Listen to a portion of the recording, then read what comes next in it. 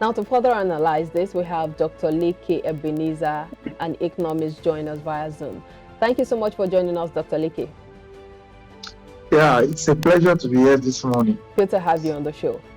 Now, let's kickstart this by looking at the first story today, talking about the federal government, or rather coming from the oil sector, the downstream sector. We see the PMS selling at 175 naira per litre, and marketers are already planning some industrial action because of this. We know that the federal government had put the benchmark at 165 naira per litre and threatened to shut down filling stations that do not comply with this. But what are your thoughts on all of this development? You were breaking at some point, so I could not really get your question. Okay, I'll take it again. Talking about the controversy concerning the price of PMS, oil marketers have insisted on selling on 165, or rather 175 naira per litre and above, but the federal government is insisting that they have to sell it at the approved price of 165 naira per litre, and that any station that doesn't comply with this would be shut down. But these marketers are also threatening to go on strike because of all of these issues. I hope you can hear me now. I'd like to hear your thoughts on all of this. Okay, thank you very much. Even though you were breaking at some point, I could still hear some things. But, what really happened about this fact is that, the landing cost of petrol has increased, and of course it's the duty of the federal government through the NNPC to regulate the pricing so that it will not affect the common man. But then if you do all of those regulations, that because the regulation of oil pricing is divided into two. You have the internal regulation, that is before the product gets to the final consumer, and then you have the external regulation, the time between when the landing cost has been decided and then the product has to move to where the final consumer can get it. And so it was easier for the government to control the regulation in one part, and they could not do that in the other part, and that's what is creating this problem. Because if you can say that, okay, because of the sensitivity of this product, let the price remain at 165, and then including transportation costs. But when transportation cost has increased, and the government is still hell-bent on the fact that the pump price still have to be at that standard price. And then the marketers are saying, look, operational cost has increased. And who is going to bear the cost if you peg the price at 165? And I think that is the issue we have in this place. So it is the duty, the onus lies on the government to ensure that as much as the price of oil is regulated at 165, you should also pay attention to the issues the marketers are going through in terms of additional costs they are going to incur, which is not part of the calculation that were done. And that's what is bringing the issue. So it's just like saying you can't sell above 165, including transportation cost. But I know that by the time I transport it to where final consumer will get it, I am going to be bearing the loss because I can't increase the price of the product. And that's the major challenge. But this impending strike that they're already threatening, saying that if the federal government doesn't look into these transportation issues and bridging that gap, that they're going to embark on a strike. What are the implications of this? What do you see coming? Yeah, the implications are there. They are it's going to be very, very enormous at this time, because at this time, the economy is very strangulating. A lot of businesses are closing down. A lot of individuals are cash trapped. And so if you now add to that by allowing marketers to go on strike, that is going to spark up a lot of issues that perhaps the government might not be planning for. So for me, the government need to step up their game and talk to these people and look for a way to resolve the issue. Yes, some of the marketers have their own issues, given the fact that they do cost manipulation. But then, if you look at the overall objective of the government, it's about welfareism. And then if you are not paying attention to that as a government, that the welfare of the people is so bad, and then you want to add to it, all the shout and the problem will come back to the government. So the government needs to rise up and ensure that these guys don't embark on strike, given the fact that the economy is strangulating already. All right, let's move on to this next story, talking about domestic air travel, saying that the airline would be shut. That's the Murtala Mohammed Airport would be shut for the next 3 months, and of course passengers will be stranded for that period, and it's due to some repairs that are that are going to be taking place, and installations that are going to be taking place in that regard. But let's look at these issues. Isn't it possible, aren't there alternative ways to carry out these repairs and installation without having to impede on businesses and people's movement and all of their daily activities? Dr. Ebenezer. Oh, okay. Thank you very much for that question. For me, that has been the major challenge we have in this country. At every time we have to work on any infrastructure, we are not always thinking of the alternative, pending the time the construction is done. In international world, when they want to make a bridge that, for example, applying, the government will first make a makeshift bridge. They are even going to make like 8.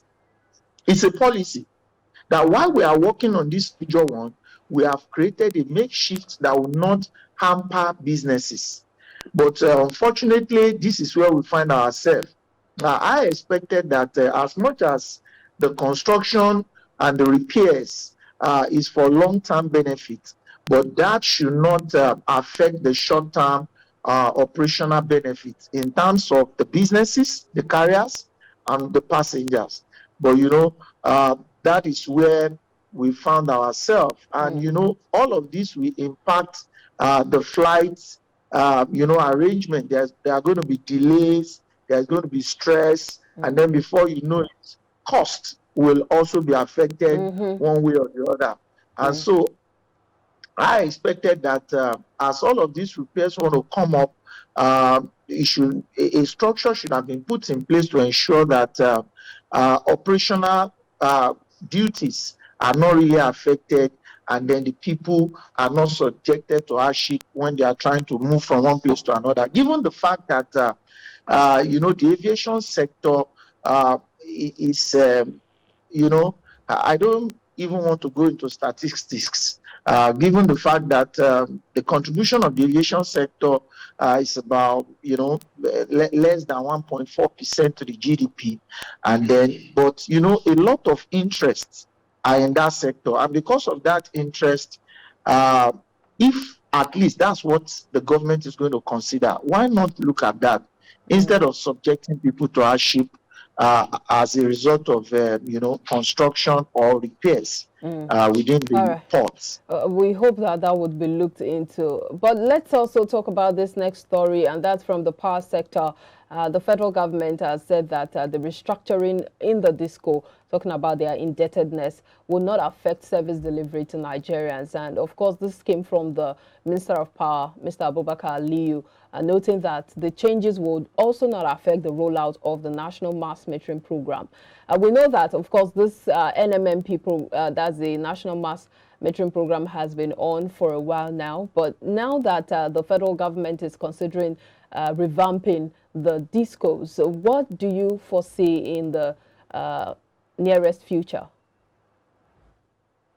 Okay, the challenge in the past there, and then it became more compounded when they privatized the sector, because in the agreement signed by the government and the DISCOs, there was some money that are expected to be paid to the DISCOs for a period of time. And those money that are to be paid, there's a clause there that if those monies are not paid, the government is going to be refunding what they have invested in that sector and plus extra 20%. And so government has been struggling a lot with that. And so coming up with this arrangement right now, I don't want to be a prophet of doom. Yes, it may have an impact, but it may not have significant impacts when it comes to the distribution that we really expect. So when you say at this time, are you saying there's a better time to carry out the restructuring? Yes, the better time, of course, long before now has been the time. But now that they are coming up with all of this, a lot of issues have been piled up, a lot of debts to the discos have been, piled up. And then you now want to come and say, okay, let's just talk and then move forward without addressing the issues that have been piled up in that sector long before now. The discos were really going through a lot when it comes to finance. Due to the fact that the federal government are not keeping to their own agreement as at the time, all of the arrangement between the federal government and the discos was coming up. And so all of those problems are there and you can't shy away from them. So coming up now to say you want to, I just see it as playing to the gallery, because coming to the public to tell us about what is happening right now and not addressing the major issue in that sector, for me, I see it as playing to the gallery. All right, let's move on to this issue of the divestment of the international oil companies, as the IOCs in Nigeria, including Shell, Chevron, Total Energies, and the rest of them. Well, they have again expressed their frustration over the escalating oil losses in Niger Delta, especially due to the activities of oil thieves. And this has been going for a long time. But you'd recall that the federal government had said that the divestment was going to be a threat to Nigeria's oil sector. How do you marry these facts? Is it already playing out, the predictions of the federal government, or do you see the divestment as the way to go? Like I always say, the interest of every business is profit maximization. And so they are going to be talking from their, as a business person. Now, the oil companies. And of course, the government, their own goal is welfareism. They are also going to be looking at their own part. So most of all these oil companies that are going into divestiture, they have to do that, given the fact that if you have a business and there's a part that is not really working very well, divestiture is the way to go. So divestment for those companies at this time is as a matter of urgency. It's as a matter of, strategy for them to be able to sustain themselves. But then that is going to affect the country as a whole.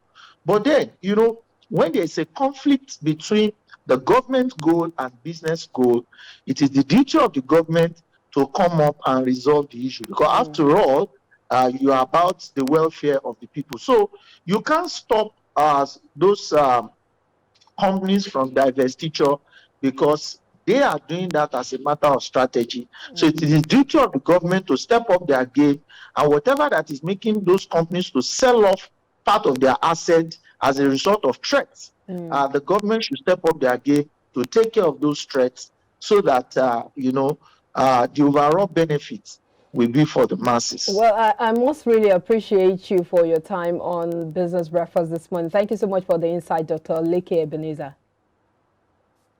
Thank you for having me this morning. All right, have a good day. Okay, we'll take a break now. When we come back, we'll talk about the price of rams increasing significantly across the country ahead of Eid al-Kabir celebrations, as iBrand Food Survey takes a look at the factors responsible for the increase in the prices of salad rams and foods across Lagos markets. Well, that's our next talking point after this break. Please stay with us.